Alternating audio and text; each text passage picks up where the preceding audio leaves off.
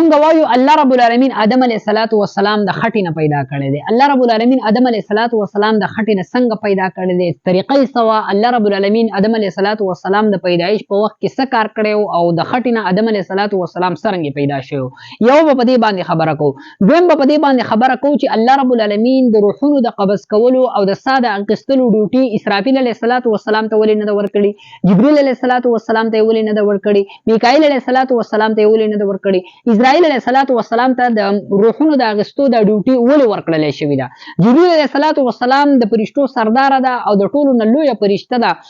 قرآن مجید او دغه شانتې څومره وحی چې راغلي دي جبرئیل علیه السلام په ذریعه باندې راغلي دي. دا روحونو د ډیوټي الله رب العالمین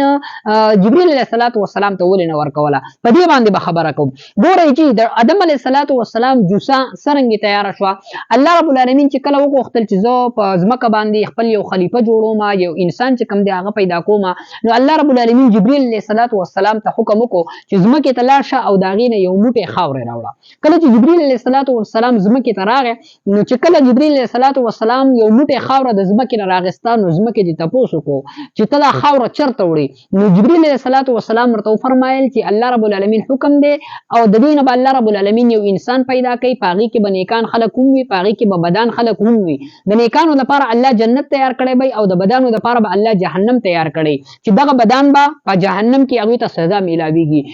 ځمکې چې کوم دی جبرئیل علیه السلام ته قسم ورکړو، د الله په نوم باندې ورته پناه ورکړه چې زما نه خاوره چې کوم دی هغه مه وړه. ولې؟ ځکه چې زما یو جز چې کوم دی هغه به په جهنم کې چې کوم دی هغه سوځېږي او هغه ته به عذاب میلاویږي. نو کله چې ورته قسم میلاو شو، جبرئیل علیه السلام واپس راغی د الله رب العالمین دربار ته. الله رب العالمین ته یې درخواست وکړه چې الله پاکه ځمکې چې کوم دی ستا په نوم باندې ما ته قسم راکړو، پناه یې رانه وغوښتله، ما چې کوم دی د هغې نه خاوره رانه وړلې شوه. الله رب العالمین په دویم نمبر باندې میکائیل علیه السلام ولېږو. میکائیل علیه السلام هم ځمکې ته راغی، د ځمکې سره یې داسې سوال جواب وشول. الله رب العالمین په دریم ځل باندې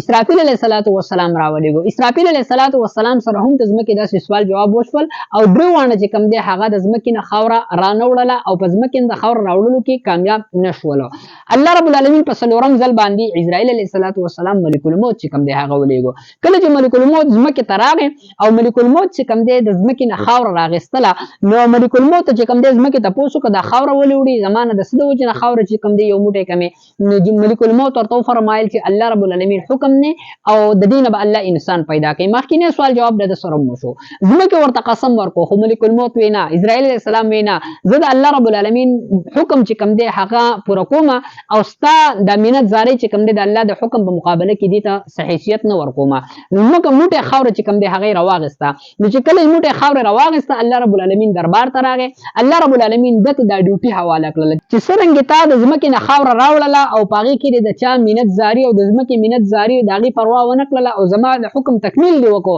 دغه رنګې د روحونو ډیوټي هم تا ته درکولی کېږي او په دې کې به ته هم د چا څه قسمه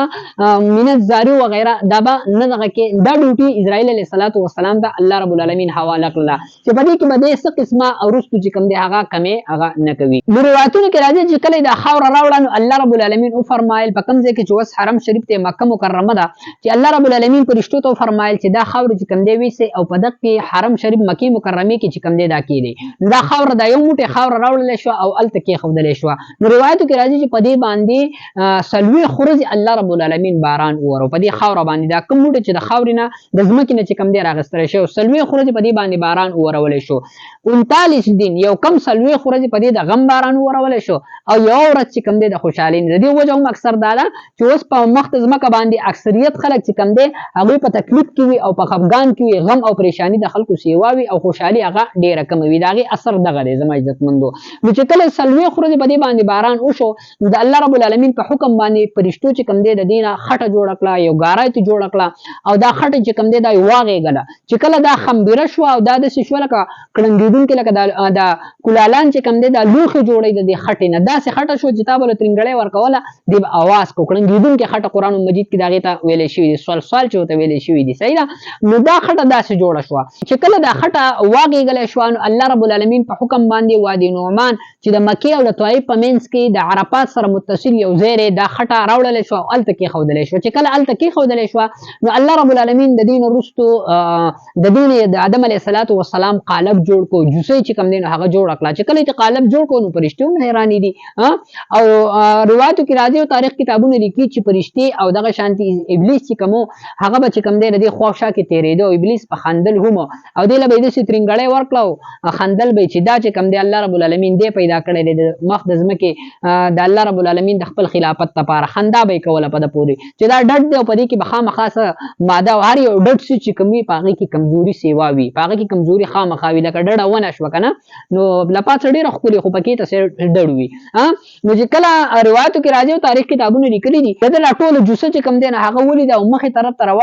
رواخت سینې سیرته نو پاغي کې سسوره مورې نو دی وېریدو چې او دې کې خو دروازه چې کم دی هم نشته په دې قالب کې په دې کې یو څه چې کم دی هغه پټ شوی دی زما عزتمندو نو چې کله قالب تیار شو نو الله رب العالمین فرمایل ادخلوا ايها الروح في هذه الجسد اي روحه په دې جسد کې او په دې بوټي کې چې کم دی داخل شه نو روح د سر د طرف نه چې کم دی هغه داخل شو نو د کم ځای پورې چې با روح تلو هغه ځای پورې با غوخه او اډوکه چې کم دی هغه جوړېدو د کم ځای پورې چې به روح پکې ته قالب ته ننوتو د هغه ځای پورې به روح او د خټې نه چې کم دی هغه غوخه او اډوکه چې کم دی هغه جوړېدو نو چې کله دا روح چې کم دی دا سینې ته راورسېدو نو آدم علیه السلام د پاسېدو کوشش او هغه چې کوم دی هغه راو ورزیدو ځکه قران مجید کې الله فرمایي وکانه الانسان عجولا انسان چې کوم دی دا تندګر چې کوم دی هغه پیدا شوی دی په دې کې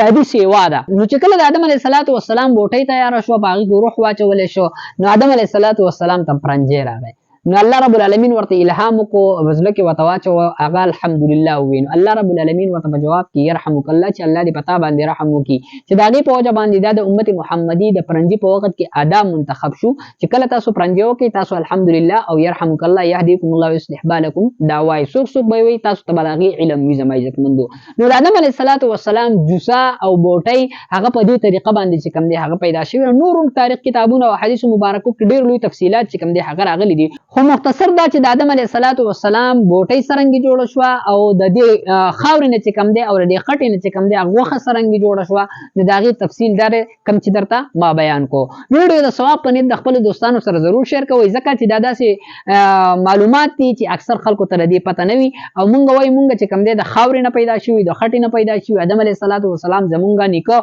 هغه د خټې نه پیدا شوی دی سرنګي پیدا شوی داسې پیدا شوی سرنګي چې درته ما بیان کړو السلام علیکم ورحمت الله وبرکاته